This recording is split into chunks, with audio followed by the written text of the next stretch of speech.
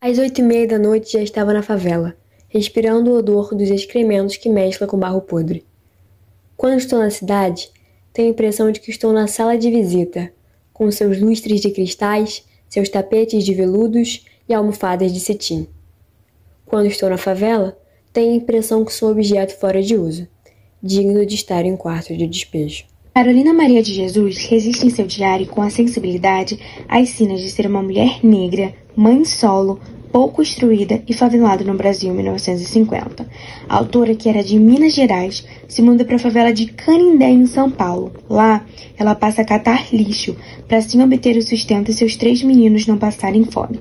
Aliás, a fome se mostra a principal antagonista dessa narrativa, porque Carolina Maria tinha que lutar diariamente com a incerteza de poder se alimentar no dia seguinte. Em meio a tantas dificuldades, como ela se tornou escritora? Ao trabalhar como empregada na casa de patrões que tinham uma biblioteca em casa, teve acesso a alguns livros. Ali, ela não só se encantou pela literatura e a escrita, como também passou a registrar e denunciar seu cotidiano através de seus diários. Certo dia, o jornalista Dali Dantas, ao fazer uma entrevista na favela, encontra Carolina e se interessa pelos seus diários, e mais tarde o transforma em livro. Esse logo se populariza e se torna best-seller, fonte de diversos estudos sociais. A obra é singular porque são relatos de quem realmente entendeu e viveu a miséria. Muitos brasileiros estão condenados a sofrer com as mesmas desigualdades, como a social, de raça e de gênero. Desigualdade social. Quem inventou a fome são os que comem. Essa frase de Carolina Maria de Jesus tem o sentido da desigualdade, exploração e a miséria não serem naturais. Elas só existem por poucos que lucram com isso. A maior parte da sociedade, que tem pouco ou quase nada, fica a merecer desses alguns que retêm os recursos. O Brasil é um país que sofre muito com a desigualdade social. Tendo em vista que é o 7º mais desigual do mundo, podemos notar a desigualdade no nosso próprio dia a dia. Na desigualdade alimentar, na falta de saneamento básico, no ensino de baixa qualidade e etc. A própria favela, na realidade, é um conjunto dessas desigualdades sociais e o livro evidencia e explicita isso diversas vezes. Antigamente, o que oprimia o homem era a palavra calvário. Hoje é salário. Nesse verso, a autora estabelece uma relação entre a crucificação do homem no passado e nos dias de hoje. Hoje, o medo da falta do dinheiro é o que nos oprime. Desigualdade racial, ou racismo. O negro só é livre quando morre. Mesmo com a Lei Áurea tendo libertado os negros da escravidão, ela não os livrou da consequência que a época trouxe, o racismo, que é um dos principais problemas sociais que assola o Brasil. Mas o que é o racismo? O racismo é uma forma de preconceito e discriminação, baseada num termo controverso, que sociologicamente é revisto e do qual a genética também inicia uma revisão, a raça. No século XIX, compreendia-se que a cor da pele e a origem geográfica de indivíduos promoviam uma diferenciação de raças, misturando-se cultura e aspectos físicos. Os primeiros antropólogos estabeleceram uma hierarquia das raças, o que, por vezes, reforçava a dominação de povos brancos europeus sobre populações de outras etnias não europeias. Eu classifico São Paulo assim. O palácio é a sala de visita. A prefeitura é a sala de jantar, e a cidade é o jardim, e a favela é o quintal onde jogam os lixos. Na época da abolição da escravidão, os escravos recém-libertos foram habitar os locais onde ninguém queria morar, como os morros, na costa da região sudeste, formando as favelas. Sem emprego, sem moradia digna e sem condições básicas de sobrevivência, o fim do século XIX do Brasil foi marcado pela miséria e sua resultante violência entre a população negra e marginalizada. Como fruto do racismo desse período, hoje, 67% dos moradores da favela são representados por pessoas negras e afrodescendentes.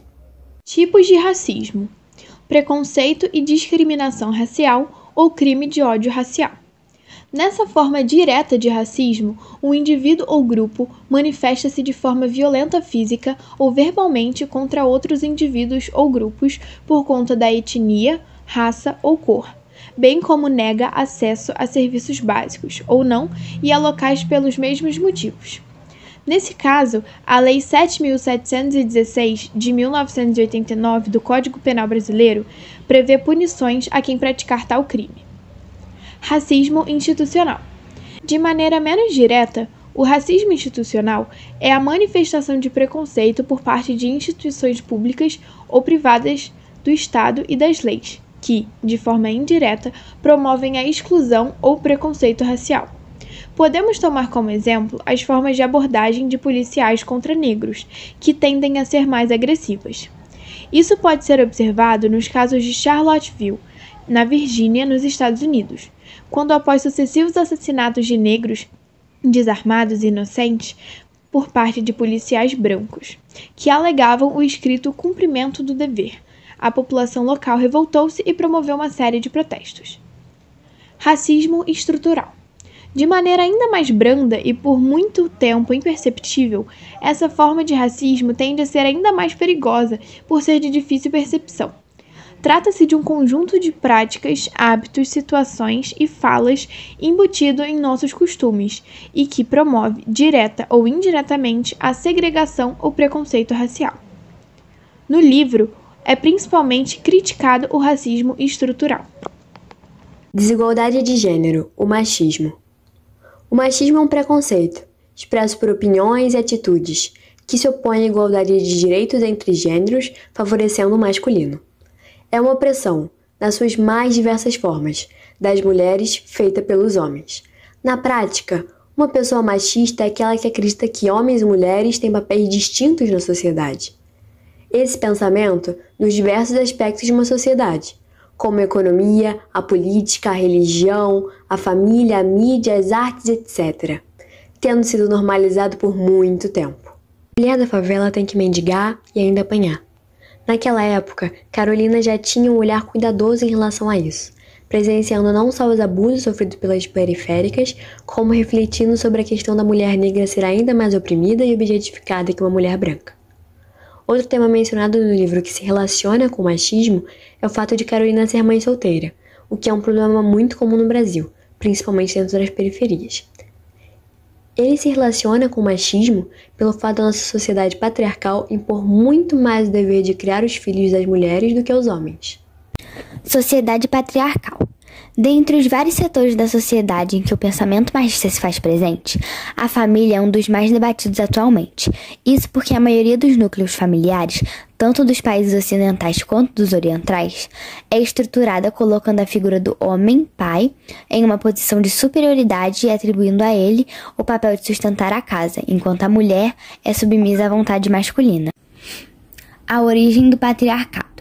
Esse patriarcalismo, caracterizado pela supremacia masculina, desvalorização da idade feminina e atribuição da procriação como a principal função da mulher, tem raízes da Grécia Antiga, passando pela Idade Média e se perpetuando em diversas comunidades ao longo da história.